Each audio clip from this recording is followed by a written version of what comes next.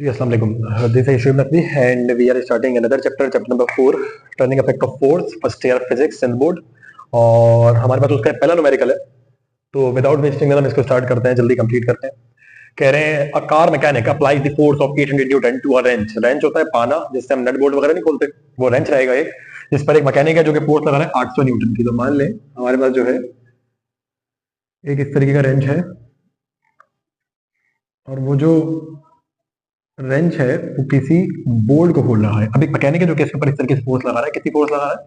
Force लगा रहा है 800 न्यूटन की, परपेंडिकुलरली फोर्स लगा रहा है, इस हवाले में लिखा है। To arrange for the purpose to loosening a bolt he applies the force which is perpendicular to the arm of the wrench. The distance from the bolt to the mechanic hands it's, और यानी यहां से लेकर यहां तक का जो ये वाला जो डिस्टेंस है मेरे पास, ये वाला डिस्टेंस मेरे पास है 0.40 मीटर। डेटा बना ले। सवाल में कह रहे हैं कि आपके पास फोर्स है, अप्लाइड फोर्स 800 न्यूटन की, और जो रेडियस है, जो डिस्टेंस है वो है 0.40 मीटर। इसको मोमेंट आर्म कह लें आप। आपने मालूम करना है distance from the bolt to the mechanic, find the magnitude of the torque applied. हमने बताना है टॉर्क। टॉर्क का सिंबल बनाएंगे विच इज टाउ। फॉर्मूला रहेगा हमारे पास tau is equals to F cross R. Tau is equals to force है 800 Newton multiply by 0.4। 0.4 को मैं ऐसे लिख लूं 4/10, वन से कैंसिल, 84 का कितना हो जाएगा 320, और यूनिट क्या होगा न्यूटन मीटर। तो टॉर्क आ रहा है मेरे पास 320 न्यूटन मीटर। जी ठीक है जी। तो बहुत आसान न्यूमेरिकल है, सिर्फ आपको फोर्स भी दे दी, आपको मोमेंट आर्म भी दे दिया, आपसे बोल रहे हैं बस फोर्स निकाल के दिखा दे, तो आपने फोर्स निकाल कर दिखा दी। कर लीजिए इसको जल्दी से।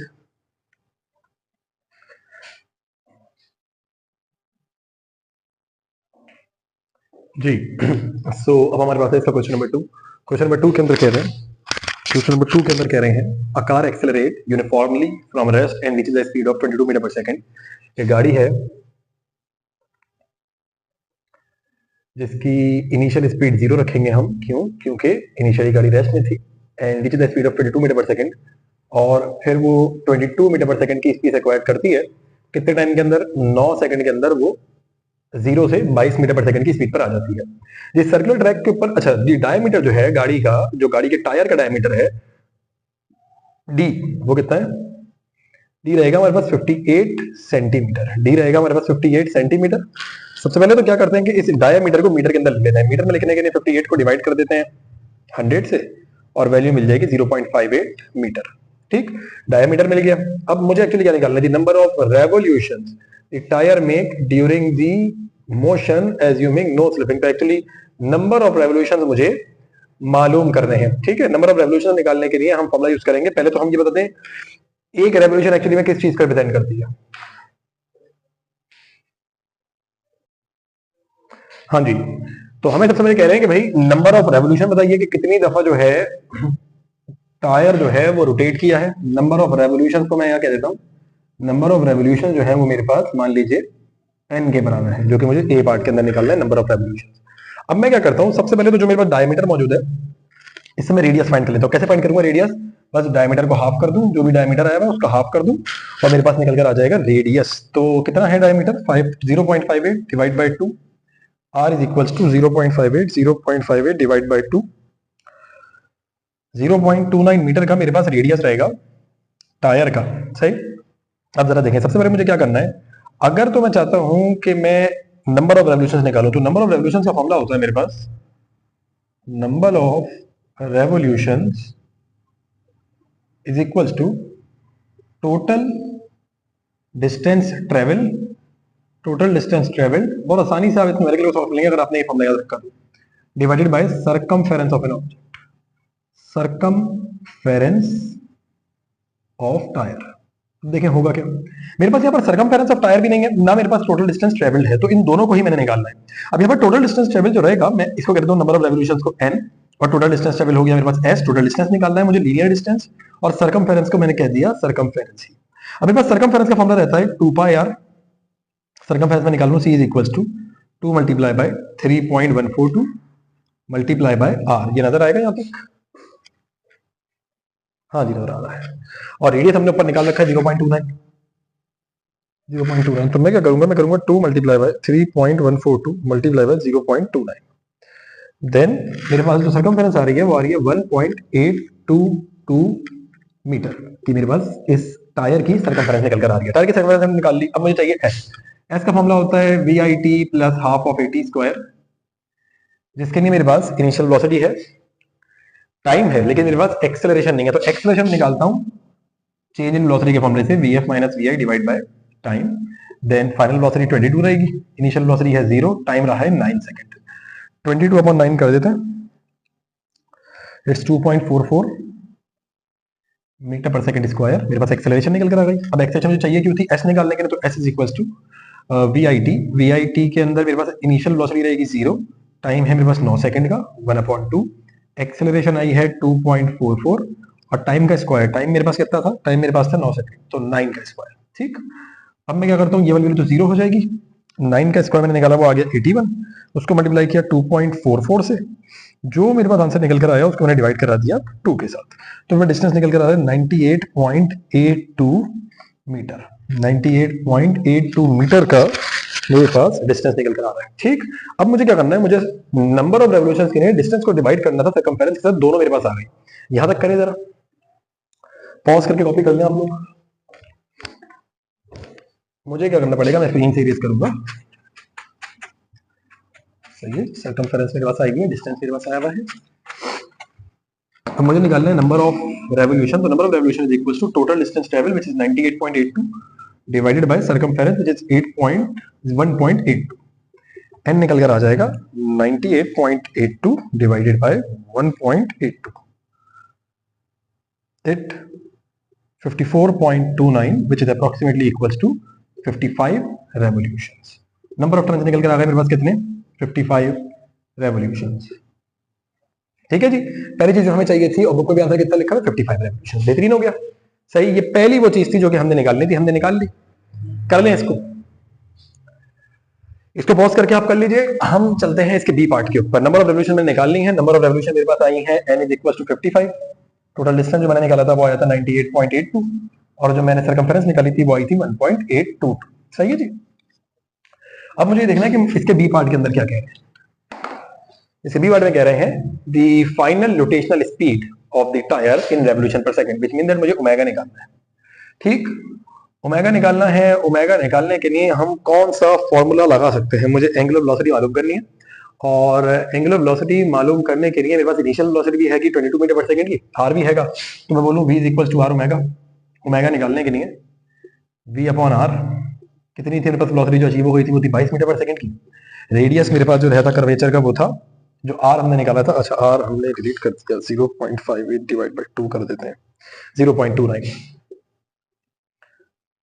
तो 22 divided by 0.29, 22 divide by 0.29, 6.896 radiance पर सेकंड। लेकिन मुझे जो आंसर देना है मुझे किसके अंदर देना है, आंसर मुझे देना है रेवोल्यूशन पर सेकंड के अंदर। तो रेवोल्यूशन पर सेकंड में सिंपली हम करेंगे ये कि हम इस वैल्यू को डिवाइड करा देंगे किसके साथ, इस वैल्यू को डिवाइड करा देंगे हम। एक मिनट, ये आंसर कुछ सही नहीं आया, ये तो बड़ा होना चाहिए आंसर। हाँ, मतलब इतनी बड़ी वैल्यू से इतनी छोटी वैल्यू डिवाइड कर रहे हैं, आंसर तो चकासी बड़ा आना चाहिए, 75.86 रेडियंस पर सेकंड। अब मुझे क्या करना है, मुझे इसको कन्वर्ट करना है रेवोल्यूशन पर सेकंड के अंदर, आरपीएस के अंदर, रेवोल्यूशन पर सेकंड के अंदर। तो उसके लिए बस हम सिंपली इस वैल्यू को डिवाइड कर देंगे किसके साथ, 2 पाई के साथ, और अगर लेकर जाना होता मिनट के अंदर तो मल्टीप्लाई भी करा देते 60 के साथ।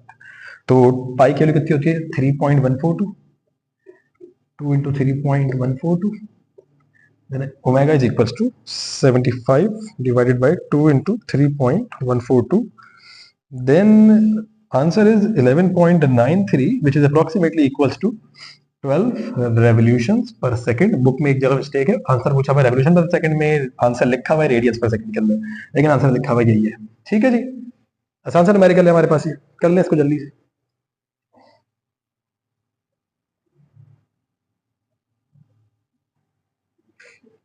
भरत जी, अब इसके बाद हमारे पास इसका क्वेश्चन नंबर 3 है और क्वेश्चन नंबर 3 के अंदर में कह रहे हैं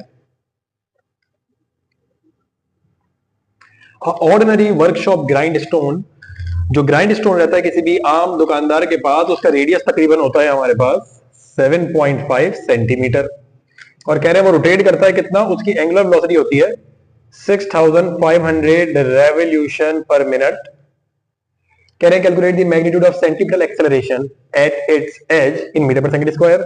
इसकी सेंटीमीटर एक्सेलरेशन बता दो, centimetre acceleration in multiples of G बता दो, मल्टीपल्स ऑफ जी बता दो, और उसके बाद इसकी लीनियर स्पीड बता दो, वी भी बता दो।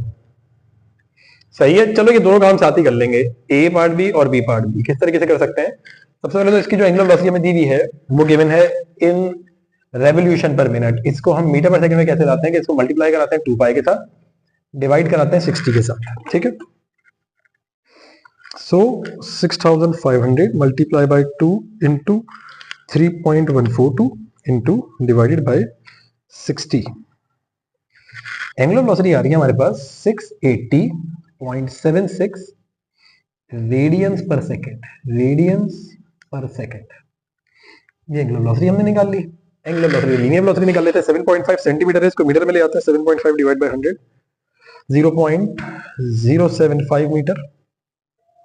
उसके बाद हमें क्या करना है? उसके बाद हमने निकालनी है इसकी सबसे पहले लीनियर वेलोसिटी। लीनियर वेलोसिटी कैसे निकालेंगे? v is equals to r omega, then v is equals to r है 0.075 और एंगुलर वेलोसिटी है 680.76 रेडियंस पर सेकंड।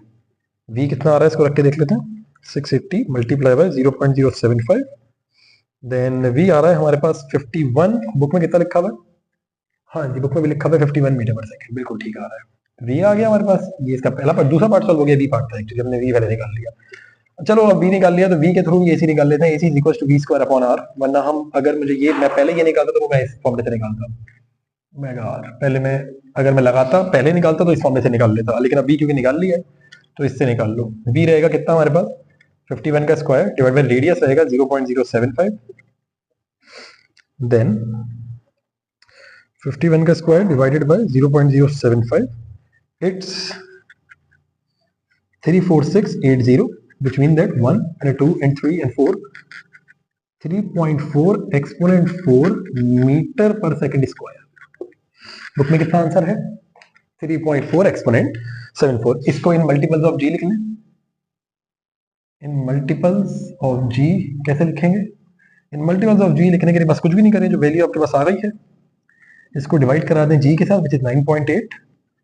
तो इसी आंसर को जब मैं डिवाइड कराता हूँ 9.8 से, the value which I obtain is 3538.77। जिसको शिफ्ट करूंगा 1 2 3, AC is equals to 3.53 exponent 3 metre per second square in multiples of G. Here is another answer जो कि बहुत ही आसान है।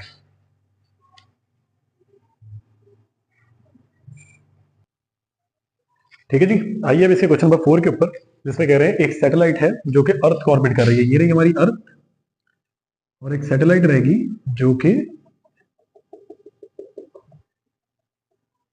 अर्थ को क्या कर रही होगी? ऑर्बिट कर रही होगी, घूम रही होगी अर्थ की सराउंडिंग में, जिसका यहां से लेकर यहां तक का कुछ डिस्टेंस रहेगा। सही, मुझे एक्चुअली में ये डिस्टेंस ही पूछा गया है। मुझसे सवाल पूछ रहे हैं कि ये बताओ कि अगर तो ऑर्बिट करने वाले ऑब्जेक्ट की वेलोसिटी है कितनी?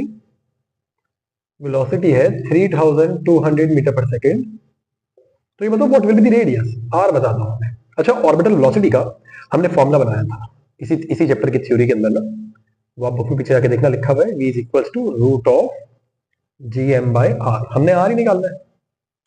अब होगा क्या? g क्या है यहाँ पर? ग्रेविटेशनल कांस्टेंट, जिसकी वैल्यू कांस्टेंट है 6.67 एक्सपोनेंट -11 न्यूटन मीटर स्क्वायर पर KG square. Mass of earth रहेगा क्योंकि अर्थ को ऑर्बिट कर रहा है, 6 एक्सपोनेंट 24 केजी। देन बस क्या करेंगे, सबको सबसे पहले काम करते हैं, स्क्वायरिंग ऑन बोथ साइड कर लेते हैं। जब स्क्वायरिंग ऑन बोथ साइड करेंगे तो यहां से रूट कैंसिल हो जाएगा और फॉर्मूला आ जाएगा v square is equals to gm by r। r को ले जाता हूं वहां पर क्योंकि मुझे r मालूम करना है, gm ओवर v स्क्वायर यहां ले आता हूं। r is equals to g रहेगा 6.67 एक्सपोनेंट -11, और मेरे पास मास ऑफ अर्थ है 6 एक्सपोनेंट 24 डिवाइड बाय v का स्क्वायर। v रहेगा मेरे पास कितना? 3200 का होल स्क्वायर। अब इसको कैलकुलेटर को दे देते हैं और उसको बोलते हैं भैया सॉल्व कर दो। 6.67 एक्सपोनेंट -11 बटे 6 एक्सपोनेंट 24 डिवाइडेड बाय 3200 का whole square. The value which we obtained is calculator scientific notation में नहीं दे रहा वैल्यू, 2031.25 which is 1 2 3 4 5 6 7 आर आ रहा है 3.9 एक्सपोनेंट 7। हो सकता है बुक में इसको 4 लिख दिया हो, लेकिन ठीक है, बुक इसको ऐसे लिख रही है मीटर। ठीक है जी, बिल्कुल सही आंसर आपको मिल गया। आसान है न्यूमेरिकल, कर लें जल्दी से।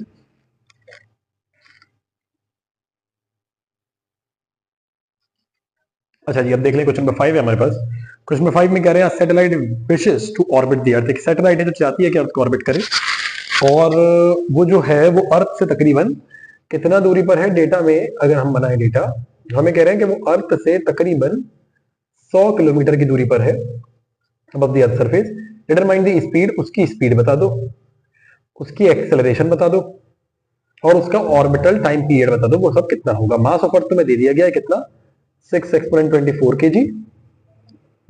रेडियस ऑफ अर्थ तुम्हें दे दिया गया है कितना, 6.37, चलो 6.38 लिखते हैं हम, किलोमीटर। एक्चुअली मैं टोटल डिस्टेंस मैं निकालूंगा ना, ये जो सबसे पहले तो ये देख लो 100 किलोमीटर। 100 किलोमीटर का मतलब हो गया 100 मल्टीप्लाई बाय 1000। इसका मैं लिख सकता हूँ 10 की पावर 1 मल्टीप्लाई बाय 10 की पावर 5 मीटर।